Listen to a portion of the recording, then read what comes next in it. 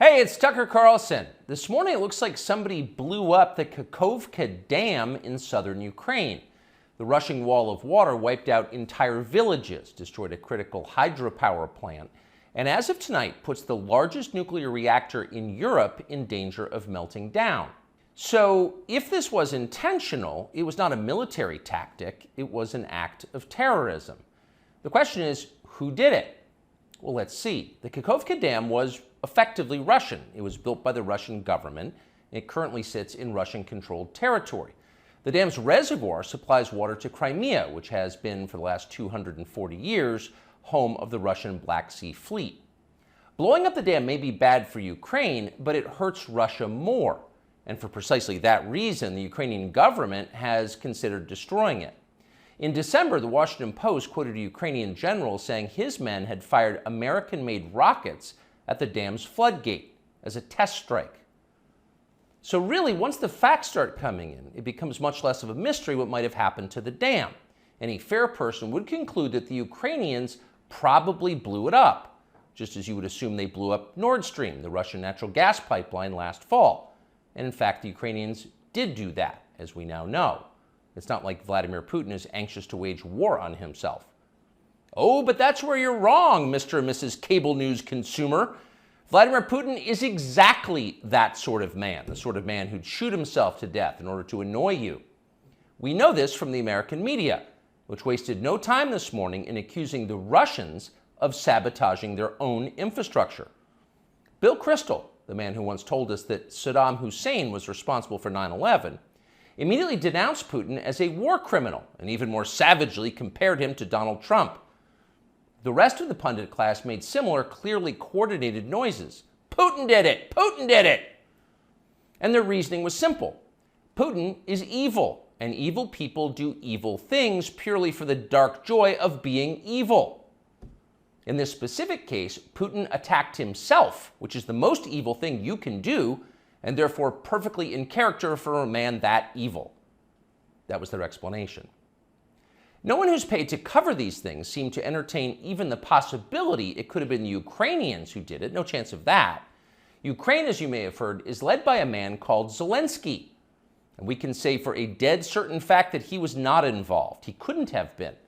Zelensky is too decent for terrorism. Now, you see him on television, and it's true you might form a different impression. Sweaty and rat-like, a comedian turned oligarch, a persecutor of Christians, a friend of BlackRock. But don't believe your own eyes.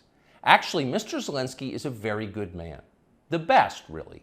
As George W. Bush once noted, he is our generation's Winston Churchill. Of all the people in the world, our shifty, dead-eyed Ukrainian friend in the tracksuit is uniquely incapable of blowing up a dam. He's literally a living saint, a man in whom there is no sin. That's why Lindsey Graham is so attracted to him. They're just two good people, hanging out together and being good. And like all good people, when they meet in person, they spend a lot of time talking about killing people and laughing like friends do. Here's the pair last week. Free or die. Free or die. Now you are free.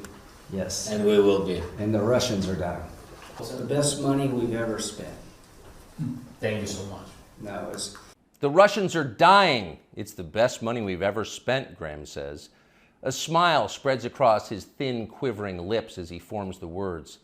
He looks like a starving man contemplating a breakfast buffet. The aroma of death has aroused Lindsey Graham. Thanks so much, replies Zelensky. He feels the same way. See, there's nothing dark here. Just two middle-aged guys celebrating the killing of a population. They don't seem like the kind of people who'd enjoy flooding villages or starting a famine. And in any case, who cares if they are? It's really not your business. Your job is to support Ukraine. Watch Nikki Haley, a Republican candidate for president, explain this principle on CNN. A win for Ukraine is a win for all of us. And for them to sit there and say that this is a territorial dispute, that's just not the case. To say that we should stay neutral, it is in the best interest of America. It's in the best interest of our national security for Ukraine to win. We have to see this through. We have to finish it. See? It's very easy to understand. It is vitally important for you to support Ukraine because it's necessary for Ukraine to be supported by you. Your support is mandatory until it's finished, whatever it is, and whatever that means. So shut up and support Ukraine, or else you're in trouble. Back when they still taught logic, statements like this were known as tautologies.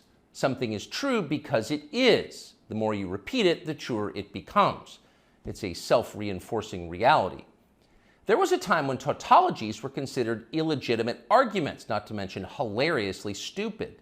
Only dumb people talk like that. Now everybody in power talks like that. Diversity is our strength. Trans women are women. Zelensky is Churchill. It's all self-evidently true. Doesn't need an explanation, and don't ask questions. Sound familiar? Of course it does. That's the pap they're serving us day after day in steaming, lumpy portions. By this point, it's possible that American citizens are the least informed people in the world. Your average yak herder in Tajikistan knows who blew up the Nord Stream pipeline. It's obvious. Does he think some skinny dude in a dress is actually a girl? Come on. That idea would never occur to him. You've got to be lied to at full volume over a period of years in order to reach conclusions like that. And of course, we have been. The media lie. They do. But mostly they just ignore the stories that matter. What's happened to the hundreds of billions of US dollars we've sent to Ukraine? No clue. Who organized those BLM riots 3 years ago? No one's gotten to the bottom of that. What exactly happened on 9/11? Well, it's still classified. How did Jeffrey Epstein make all that money? How did he die? How about JFK? And so endlessly on.